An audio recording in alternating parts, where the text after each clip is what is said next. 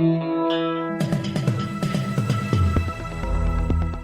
listening to the Betoota Advocate's weekly news wrap on Desert Rock FM 96.5. G'day, I'm Bruce Hitchcock, and you're listening to the weekly Betoota News Bulletin, coming to you from Koala Mattress Studios in downtown Betoota. In the studio with me this week is me old mate Wendell Hussey. G'day, Bruce, and what a week it's been. Yeah, gee, Del, there's been a fair bit going on down in our nation's capital, hasn't there? Unbelievable stuff, really. And before we get into it, just a reminder that the Betoota Advocate is hitting the road this November for a run of shows.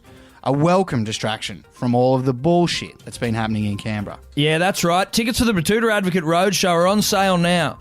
So be sure to grab some for when our humble Outback newspaper comes to your town. Go to betootaadvocate.com/roadshow or the episode notes in this podcast. Now into the news wrap, and it's pretty obvious where we're going to start this one, I think. Yeah, we sensationally broke a story this week about a rich white dude from Sydney replacing another rich white dude from Sydney as our Prime Minister. After an incredible week in the fleet vehicle capital, a rich white man named Scott Morrison replaced Malcolm Turnbull as the Prime Minister of Australia this week.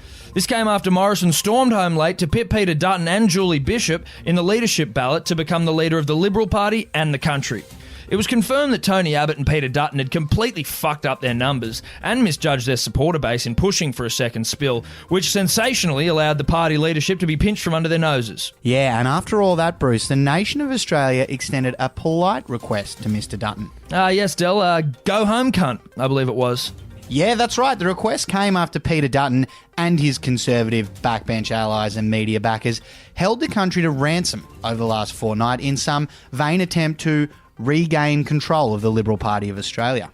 After the results came through, it was confirmed that Peter Dutton, the ex-Queensland cop and man who walked out on the national apology to the stolen generations, should probably just head back to the Sunshine Coast and look out for people changing lanes without an indicator. And the nation had another request to the government this week, Del? Yeah, they asked if these useless fucks could actually do some work for once. The useless fucks being our nation's politicians, of course. Yeah, that's right. That question came after the whole debacle down in Parliament House, and it was revealed that the coalition MPs have no real interest in doing any actual work for the near future.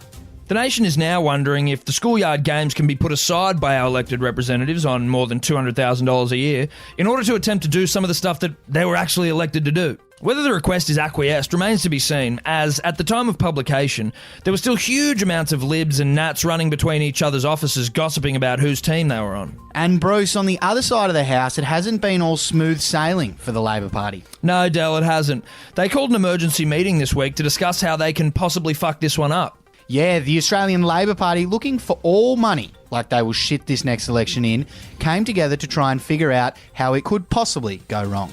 With a coalition government in tatters, political commentators have earmarked the ALP as short odds favourites to storm home and win the election. But, as in sport, with Bill Shorten at the helm, nothing is a given.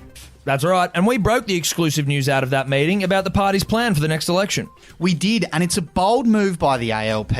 They are effectively locking up their leader, Bill Shorten, until the next election. That's an incredible ploy, really, but the power brokers in the party confirmed that Shorten has been locked away in a safe room without any way of contacting the outside world until we go to the polling booths. A source from within the circle, who has requested anonymity, told us that it's for Bill's own good. We just can't risk him going out and speaking and doing things and ruining our chances of winning an election that we simply can't lose. Don't worry, though, he's okay. He's got food and water. He'll be thanking us in the long run. As the old saying goes, desperate times call for desperate measures. Very interested to see if that one pays off, Del. And in some local news now, there's been an investigation in town. There has, an investigation into who sparked the chain reaction of yellow bins on and off week. A local Betootan street collective has launched a thorough inquiry into which resident put their yellow recycling bin on the curb on a non-recycling collection week. Interviews have begun and evidence is being gathered in order to identify the culprit whose actions sparked the mass confusion.